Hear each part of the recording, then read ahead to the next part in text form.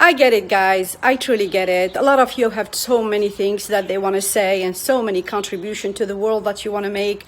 However, you're scared. You're scared to talk. You're scared to speak. You're scared to share your wealth and your knowledge. I get it. Public speaking is really, really nerve-wracking. So this is why in this video, I'm going to walk you through the 3 to 4 major fear of public speaking and how you guys can overcome them. So make sure you stay tuned and follow me in there.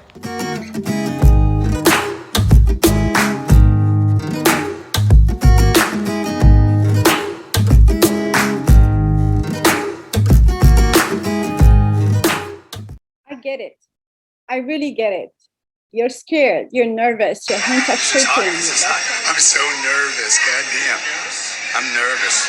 Can I give you this? Yeah. Nervous. Your hands are shaking. Your legs can't hold you. Your mouth is dry. You have a stomach like upset, and you're about to throw up in your mouth. I truly get it. Public speaking is really, really, really scary, right?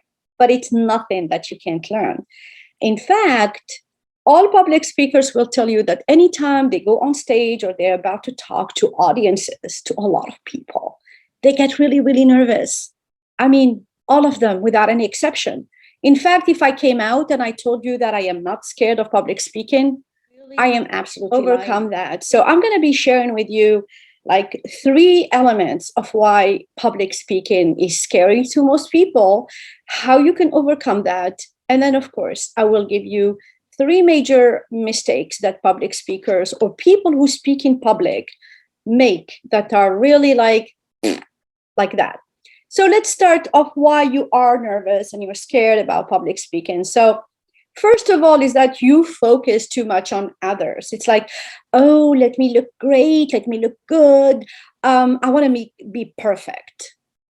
First of all, perfection is overrated. I'm going to be very honest with you. I see a lot of influencers out there. They're polishing and over polishing and overworking their content. And the end result for me personally is that it's fake.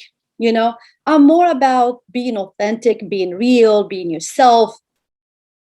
And nobody is at that level of perfection in real life. So we want to find a middle ground between what seems to be super unreal, like surreal and not out of this world, to, you know, something that is not polished at all, not worked at all. So somewhere in the middle where you actually have a structure, a methodology for speaking, and then keep it natural, not too much overworked, because if you overwork the product or the service or the speech, so the first one is don't overthink it, don't overwork it, make it simple, make it easy. Perfection is overrated. Number 2 is clarity of your message. You know, that's a big one because I listen to a lot of speakers who think they're speakers. And the idea is that there is such a lack of clarity in their message. They don't know who they are, what they talk about, and what they're saying, and blah, blah, blah. And it's really confusion.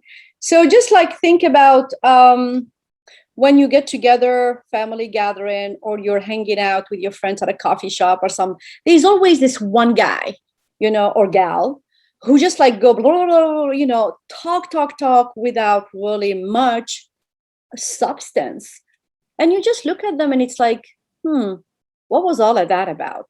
So make sure you're not that person. Make sure that when you speak, you have clarity of the message. Nowadays, with the social media and the ease of being online and speaking to the masses is so accessible and so easy that it doesn't really require much. Most of us have an iPhone. So grab your iPhone and really start talking to people and communicating with people and share your ideas and thoughts. There are different platforms where you can actually just talk in a very easy, simple way.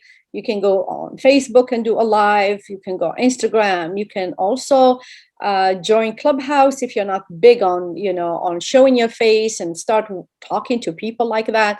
But the most important thing is speakers speak. And in fact, I would encourage you to join my webinar where I am going to be covering all of this and more with different tactics and techniques on how you can improve your communication skills and become an amazing speaker. question from you, it's like, oh, but I don't think I want to become a public speaker like that. Public speaking is not just about people who grab a microphone and are on stage. It's pretty much anyone who's speaking to others, more than one person, right? It's public speaking. Can be through your job, through your career, through your family, through your community. If you're a community organizer, if you're a leader in your community, your family, you want your kids to listen to you, you want your spouse to get them to say yes to your ideas and thoughts, you want a promotion, you want to teach people things, you want to, any part of life requires a certain level of communication skills, and it all starts with intentionality, clarity in the message, practice, and so on.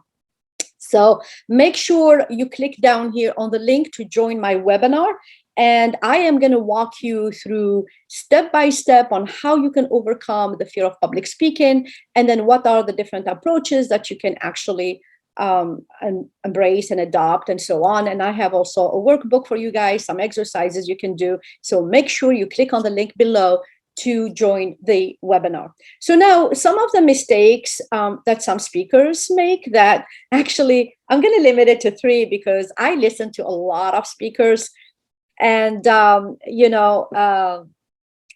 we observe, like they say, the reason why we have 2 eyes, 2 ears, and 1 mouth, because we're supposed to be doing twice as much listening and observing than speaking. So part of speaking is also observing and listening to what is happening in the space of public speaking, and get actually the do's and the don'ts of what needs to happen. So a few mistakes that I noticed is that some speakers use too many words. If you do have clear idea of what you're talking about, don't try to make it sound all intelligent and all smart. Just go to the heart of the topic. Most people won't care about all the extras. And then if you have a story to share, make sure that the story is aligned with the message. And so limiting your content to the purpose of it is really key. On Clubhouse, for instance, I heard so many people go on and on and on and on. And honestly, when they were finished, I had no idea what they were talking about. And I come from the academic world as well.